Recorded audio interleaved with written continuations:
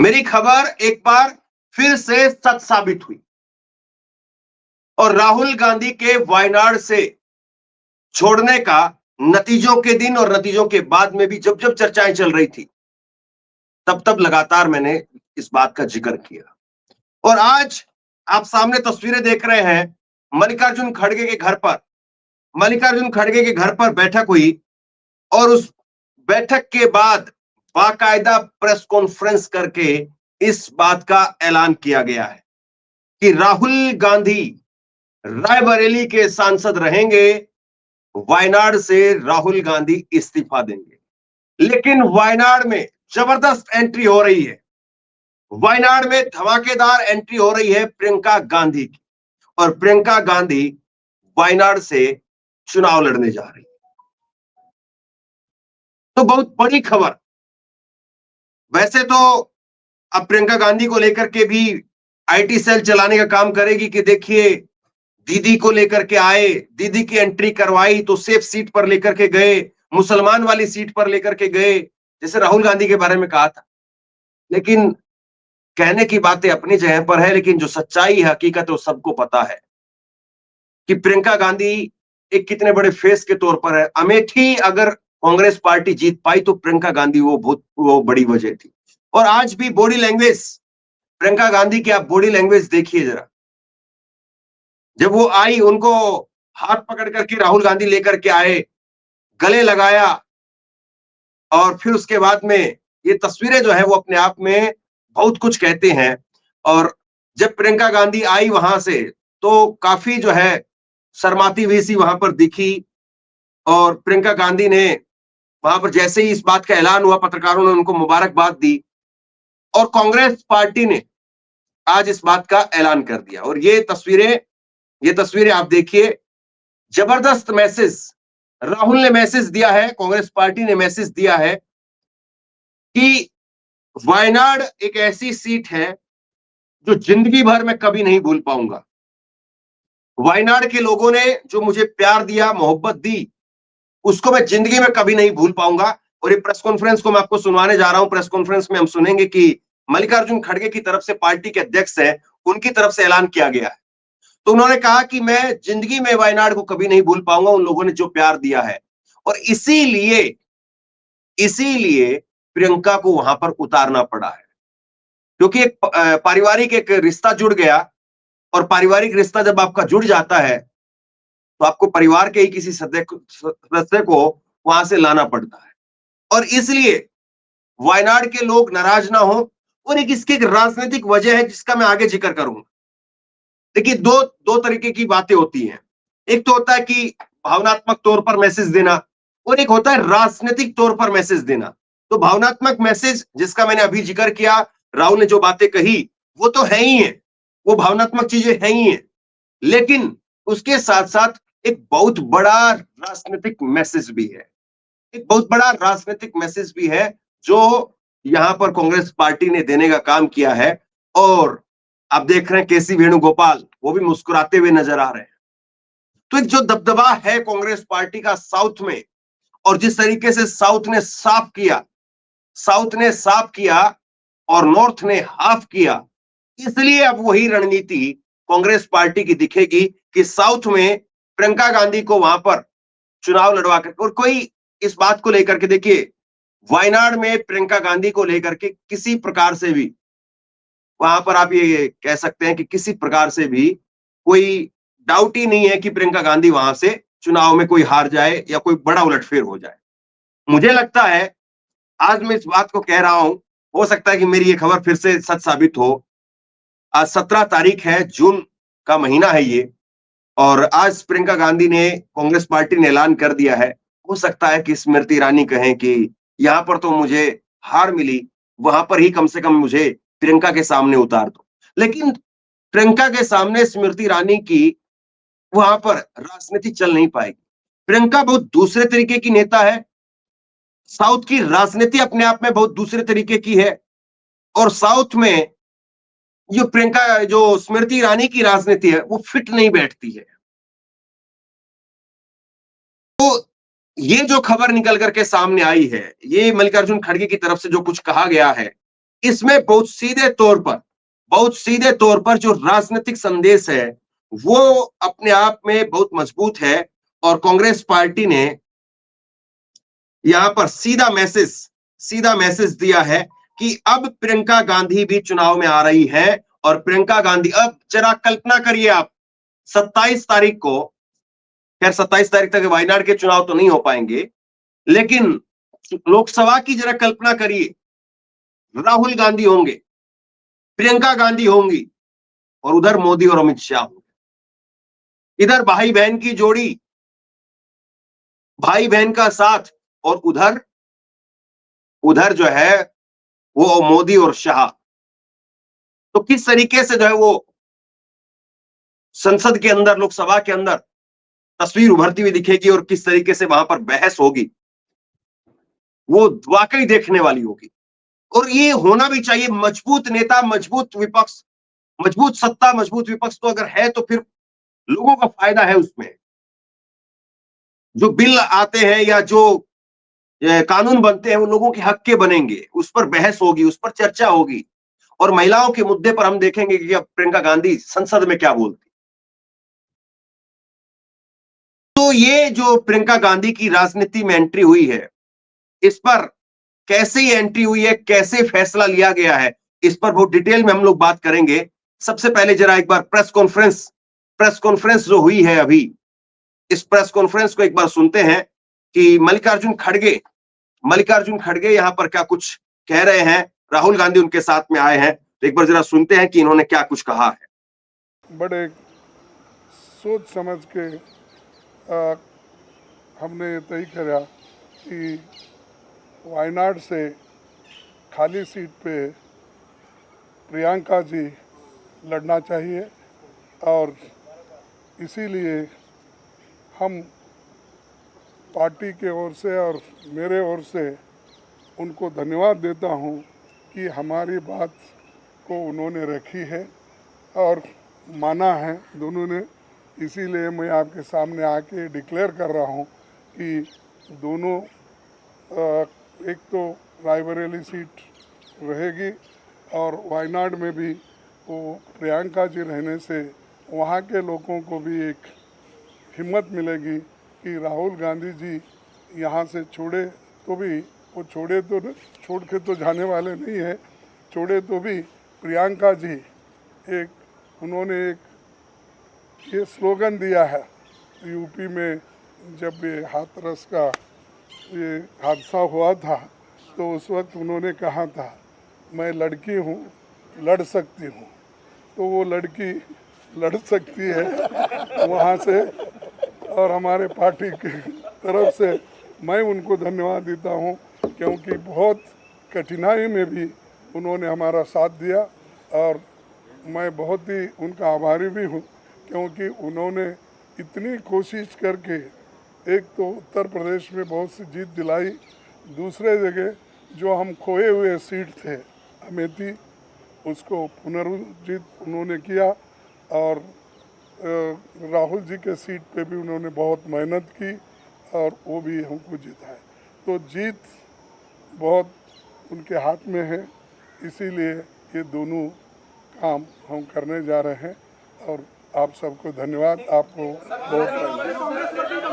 तो बड़ी बात, बड़ा संदेश सीधे तौर पर यहां पर कांग्रेस पार्टी की तरफ से दिया गया है। राहुल गांधी, उनके लिए निश्चित तौर पर वायनाड के लोगों ने 2019 में उनको जो संजीवनी देने का काम किया था, इसमें कोई दो राय नहीं है कि उनकी राजनीतिक यात्रा जब लिखी जाएगी, राहुल गांधी की जब जीवनी लिखी जाएगी, तो वायनाड का बहुत ही बड़ा और अहम रोल रहेगा। क्योंकि अगर राहुल गांधी 2019 में वायनाड से नहीं लड़ते तो राहुल गांधी की राजनीति आज कहां पर होती, कह नहीं सकते हैं। लेकिन वो वायनाड से लड़े और वायनाड से लड़ने के कारण संसद में बने रहे। और प्रियंका गांधी, ये भी लिखा जाएगा, जब प्रियंका गांधी की जब भी राजनीतिक जीवनी लिखी जाएगी तो ये लिखा जाएगा कि कैसे उन्होंने अमेठी से अपने एक कार्यकर्ता के साथ में खड़े होकर के स्मृति ईरानी को वहां से हरा दिया, भगा दिया। स्मृति ईरानी नजर नहीं आई। वो कह रही थी कि मेरा घर है, मैंने घर ले लिया है अमेठी के अंदर, लेकिन अमेठी में स्मृति ईरानी का अभी तक कोई धन्यवाद, आभार, वो भी जो है वो कोई समारोह तक नहीं हुआ है। राहुल गांधी गए अमेठी और रायबरेली। तो सीधी सी बात, कांग्रेस पार्टी, राहुल गांधी, उन्होंने एक मैसेज देने का काम किया। उन्होंने बताने का काम किया कि देखिए, हम यहां पर राजनीतिक तौर पर मैसेज दे रहे हैं, राजनीतिक तौर पर मैसेज दे रहे हैं कि जो साउथ की सीट है जहां पर कांग्रेस पार्टी सबसे ज्यादा मजबूत है, तमिलनाडु में 39 की 39 सीटें इंडिया गठबंधन जीत करके आया है। 39 सीटें हैं, 39 की 39 सीटें इंडिया गठबंधन जीत करके आया है। डीएमके को जो सीटें मिली, डीएमके ने जीती सारी की सारी 100%। कांग्रेस को जो सीटें मिली, कांग्रेस ने 100% सीटें जीतने का काम किया। और इसी तरीके से केरला के अंदर, केरल में भी कांग्रेस का जो प्रदर्शन रहा वो जस का तस रहा। एक सीट पर बीजेपी के सुरेश गोपी एक्टर है, और वो, मैं पहले दिन से इस बात को कह रहा हूं, केरल के लोगों से अगर आप बात करेंगे, अगर आपका केरल के लोगों से थोड़ा जुड़ाव है या वहां पर आपके जो है कोई जानने वाले हैं, मैं रहा हूं वहां पर काफी समय तक, वहां के मेरे दोस्त हैं, तो वहां पर जो है वो सुरेश गोपी अपनी लोकप्रियता की वजह से जीतते हैं। बीजेपी का कैडर जैसी जो चीज है, जैसे बीजेपी उत्तर प्रदेश में चुनाव लड़ती है, मध्य प्रदेश में चुनाव लड़ती है, गुजरात में चुनाव लड़ती है, बीजेपी का कैडर है, आरएसएस का कैडर है, वहां पर कैंडिडेट से मतलब ही नहीं है कि कौन कैंडिडेट है। लेकिन केरल में जो एक सीट बीजेपी की जीती है, वो अपने, वो कैंडिडेट अपनी जो खुद की, जो उनकी एक पहचान है, खुद की एक आइडेंटिटी है, उसकी वजह से वो जीत पाए। और उन्होंने भी जीतने के साथ ही बयान दे दिया, और बीजेपी कुछ बोल नहीं पाई उस पर, क्योंकि उनको पता है कि उनकी जो आइडेंटिटी है उसको बरकरार रखने दीजिए, और ज्यादा छेड़छाड़ की तो छोड़ करके भाग जाएंगे, आपका छोड़ देंगे। उन्होंने कहा कि इंदिरा गांधी भारत की निर्माता है, इंदिरा गांधी भारत की माता है। इस तरीके का बयान जो उनका निकल करके सामने आया, और बीजेपी में कोई कुछ नहीं बोल पाया उनके खिलाफ, क्योंकि उन्होंने सीधे तौर पर, बीच में खबर आई थी कि वो छोड़ करके जाना चाह रहे हैं। तो ये इस वक्त में जो राजनीतिक मैसेज है, राजनीतिक मैसेज, तस्वीरें अंदर की भी दिखाई है, जब वो राहुल गांधी और प्रियंका गांधी, मल्लिकार्जुन खड़गे जब उनके घर पर अंदर बैठे हुए थे, वो तस्वीरें भी जरा लेकर के आई है।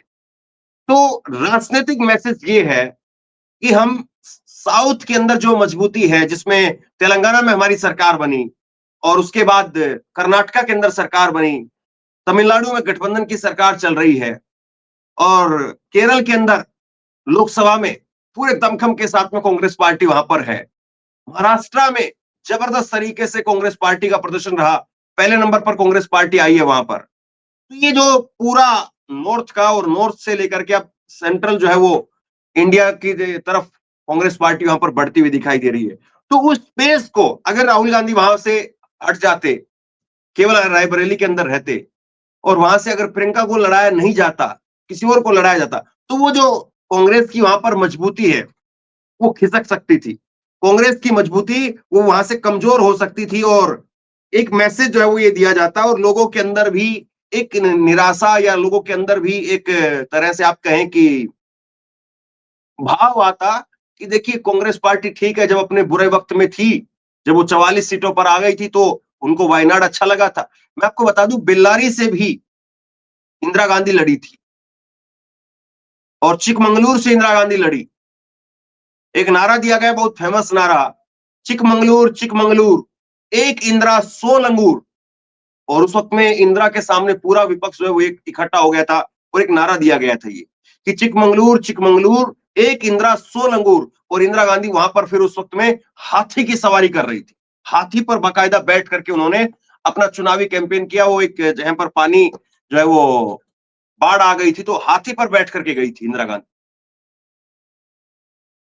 तो जो साउथ की राजनीति है, जिसने हमेशा कांग्रेस पार्टी को उसके बुरे वक्त में संजीवनी देने का काम किया, चाहे वो इंदिरा गांधी हो, चाहे सोनिया गांधी हो, चाहे राहुल गांधी हो, और अब शुरुआत हो रही है प्रियंका की वहां से, तो कम से कम एक मैसेज ये दिया गया है कि देखिए हर बुरे वक्त में तो हम आपके पास में आए ही आए, लेकिन आज हम आपको सबसे बड़ी मजबूत नेता हमारी जो है वो हम आपको दे रहे हैं, और वो भी अच्छे वक्त में। कांग्रेस का कम से कम आप बुरा वक्त नहीं कह सकते हैं आप।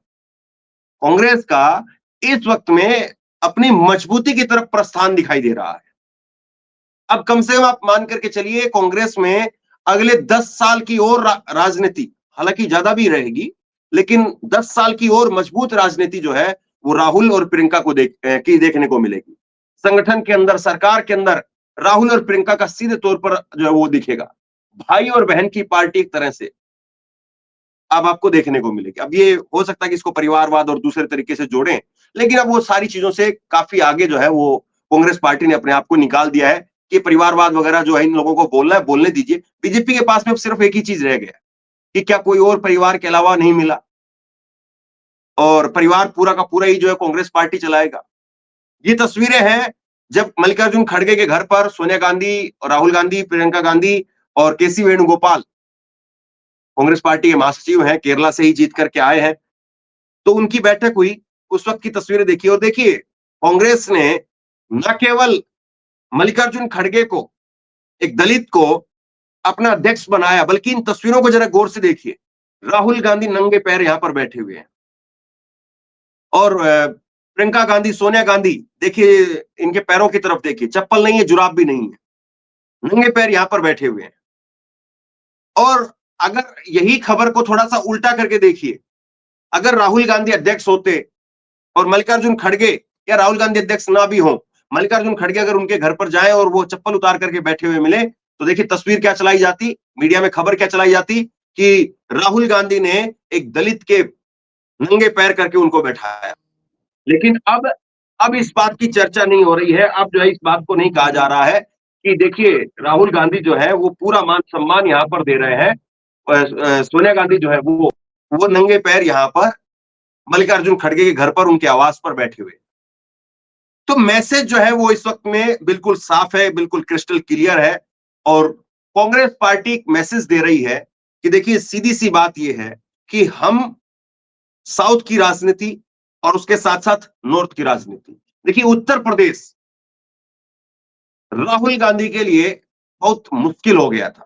2019 को जरा याद करिए, कांग्रेस पार्टी जिस तरीके से वहां पर हाशिए पर चली गई थी, सिर्फ एक सीट कांग्रेस पार्टी जीत पाई, सिर्फ एक सीट, और विधानसभा में भी सुपड़ा साफ। तो बहुत मुश्किल हो गया था 2019 और 2022 का विधानसभा चुनाव आप देखिए।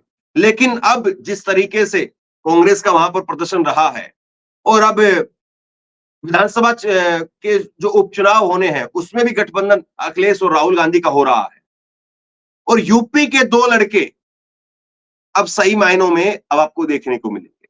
यूपी के दो लड़के अब सही मायने में वहां पर देखने को मिलेंगे, और यूपी के दो लड़के वो मोदी को उत्तर प्रदेश में घेरेंगे। और प्रियंका गांधी वायनाड जरूर जा रही, लेकिन वो संभालेंगी अब भी उत्तर प्रदेश, इस बात को भी आप लिख करके चलिए। और एक बात मैं और आपको कह रहा हूं, आज 17 तारीख है, जून 17 तारीख आज है। मैं आज आपको ये जब ऐलान हुआ है प्रियंका गांधी के लड़ने का, प्रियंका गांधी जब वायनाड से लड़ रही हैं, इस बात का ऐलान किया गया है, मैं आपको एक और बड़ी बात, एक और बड़ी खबर देने जा रहा हूं।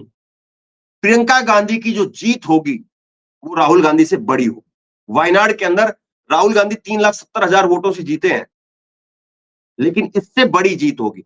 अगर वोटिंग परसेंटेज गिरता है तो हो सकता है कि अंतर कम हो जाए, लेकिन अगर वोटिंग परसेंटेज नहीं गिरा तो मैं 100% इस बात को कह रहा हूं, और पूरी राजनीति को समझते हुए कह रहा हूं। मैं बाकी कोई ज्योतिषी नहीं हूं, मुझे कुछ नहीं आता है, ना मैं बहुत ज्यादा कोई उस चीज पर विश्वास करता हूं, लेकिन अगर परसेंटेज इतना भी रहा तो भी प्रियंका गांधी का मार्जिन, जीत का मार्जिन राहुल गांधी से ज्यादा होगा।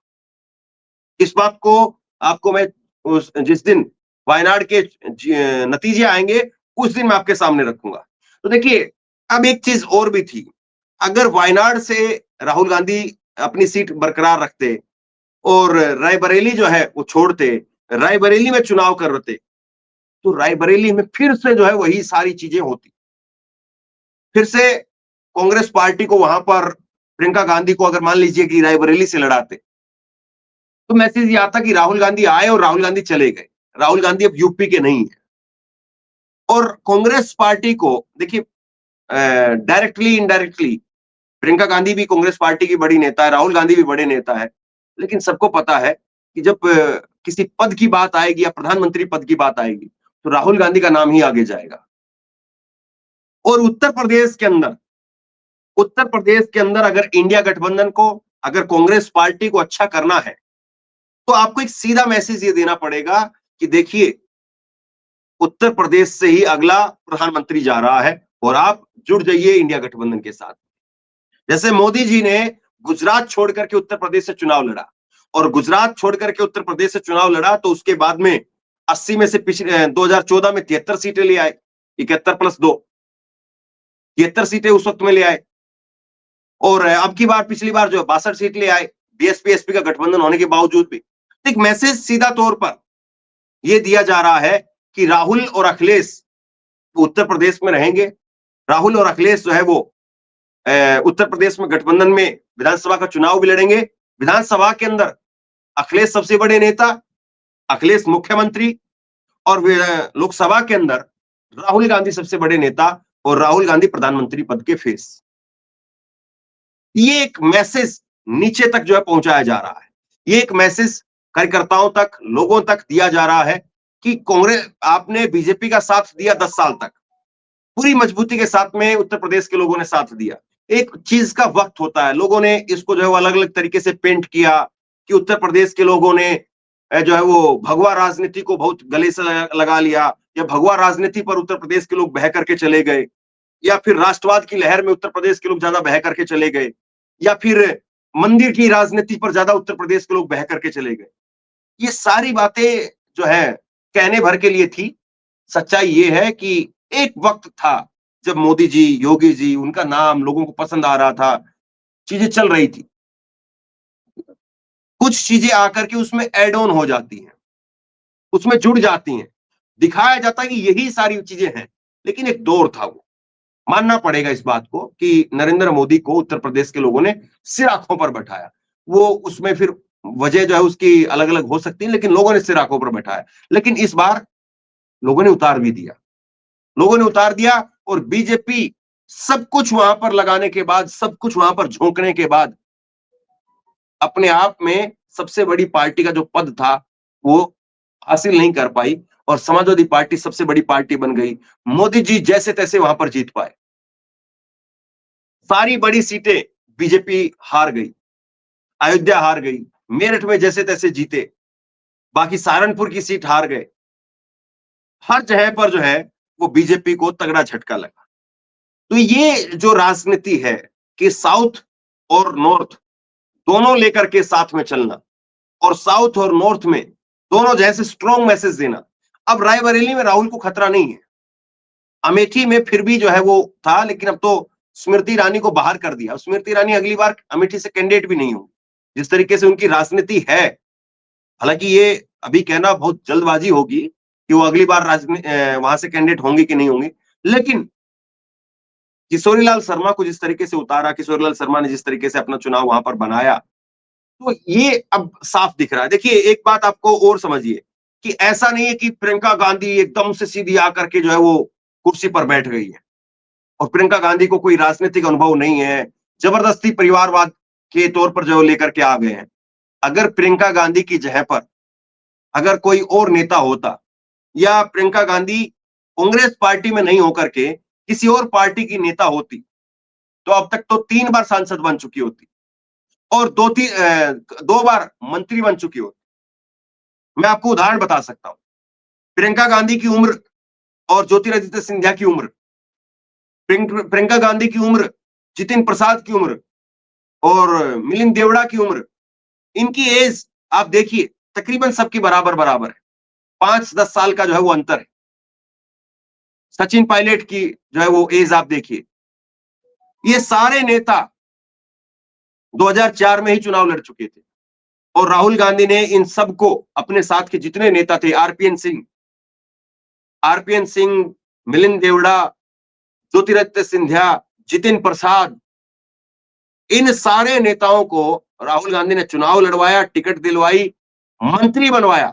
और अगर प्रियंका गांधी भी यहां से गांधी परिवार से ना होकर के इसी तरह से कोई और परिवार से होती, अब तक 3 बार चुनाव लड़ चुकी होती वो। बल्कि अब तो उनका जो है वो चौथा या 5वां चुनाव होता, और 2 बार मनमोहन सिंह की सरकार में मंत्री रह चुकी होती, और महिला बाल विकास मंत्रालय उनके जिम्मे होता। लेकिन क्योंकि वो कांग्रेस पार्टी में गांधी परिवार से आती थी, और एक वक्त था जब सोनिया गांधी का जरूरी था कांग्रेस के अंदर रहना, राहुल गांधी उनके साथ में आगे आ रहे थे, और अब सोनिया गांधी जो है वो सेकंड नंबर की पटरी पर आ गई है, राज्यसभा के अंदर आ गई है, और मुझे लगता है कि इस बार वो राज्यसभा रहेंगी। अगली बार शायद आए, या अगली बार वो कहें कि प्रियंका काफी मजबूत हो गई है, राहुल मजबूत हो गए हैं, और मैं अब विश्राम करना चाहती हूँ। हो सकता है कि वो ये भी कहें। तो ये राजनीति का जो है कांग्रेस के अंदर एक नई जोड़ी यहां पर तैयार हो रही है, प्रियंका गांधी और राहुल गांधी के रूप में। ये इसका एक नेगेटिव भी कहा जाता है। जैसे राहुल और सोनिया के टाइम पर नेगेटिव ये कहा जाता था कि 2 पावर सेंटर है।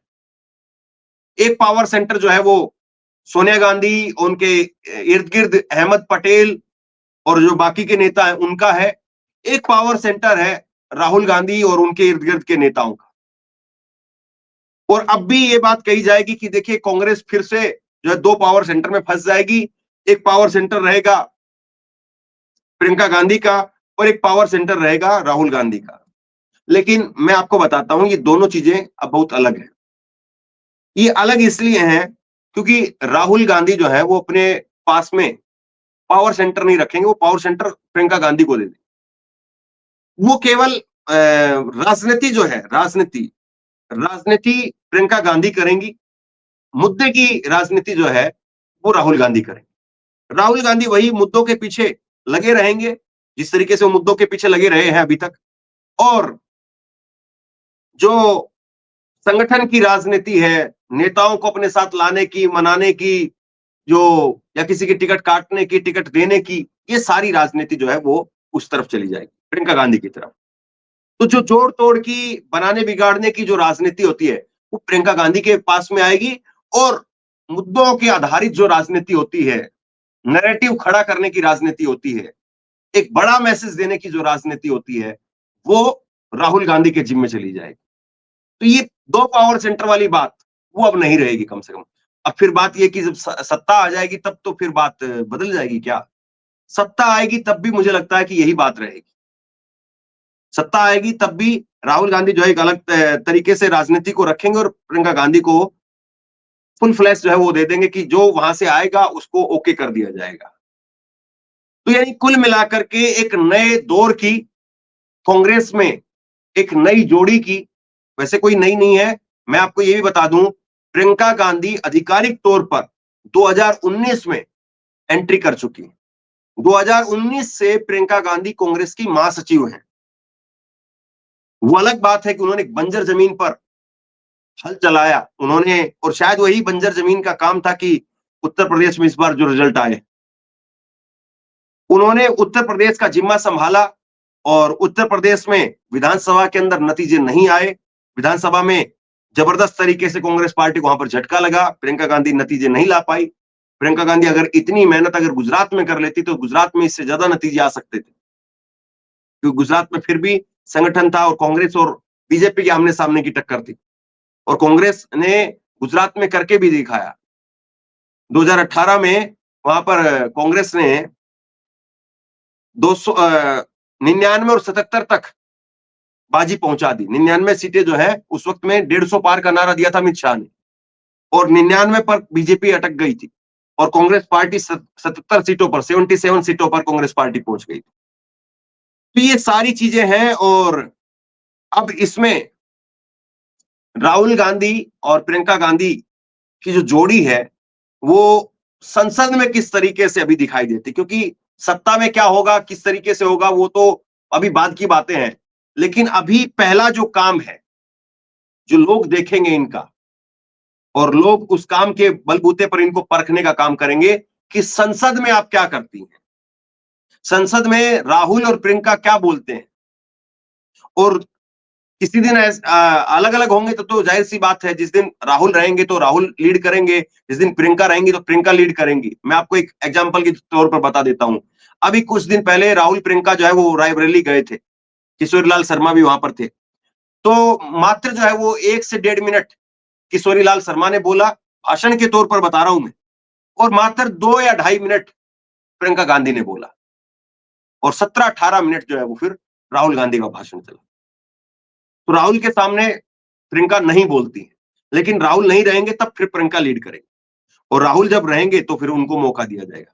लेकिन सबसे बड़ी बात यह है कि प्रियंका की जो राजनीति जिस तरीके की, और प्रियंका दो धर्म को लेकर के या फिर मुद्दों को लेकर के जिस तरीके से राहुल कई बार उलझ जाते हैं उसमें, राहुल कई बार जो है वो, हालांकि अब राहुल भी बदल गए हैं बहुत हद तक, और राहुल की जो राजनीति है, जो उनका तौर तरीका है, वो भी बहुत बदल गया, और भारत जोड़ो यात्रा का उसमें असर है।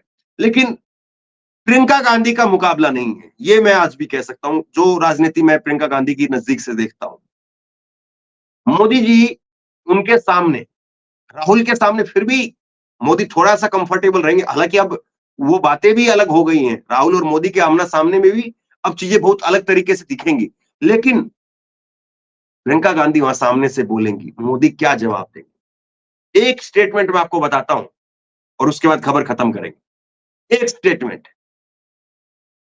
2013 का समय था, 2013 का, और 2013 के समय पर एक बयान आया जिसमें नरेंद्र मोदी की तरफ से, लबोलबाब बता रहा हूं मैं, एग्जैक्ट वर्ड जो है वो नहीं याद है, ये कहा गया कि प्रियंका गांधी जो है वो बेटी जैसी।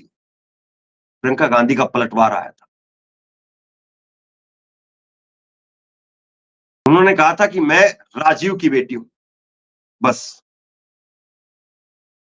और बहुत तमतमाते हुए कहा था। तो प्रियंका गांधी की जो राजनीति है वो ऐसी राजनीति है कि जरा सा रत्ती भर भी उसमें से आप छान करके निकालेंगे तो चीजें निकल नहीं पाती। राहुल की राजनीति में बहुत बार बीजेपी मौका तलाश लेती है, लेकिन प्रियंका की राजनीति में बीजेपी के लिए मौका तलाश करना बहुत टेढ़ी खीर होने वाला है।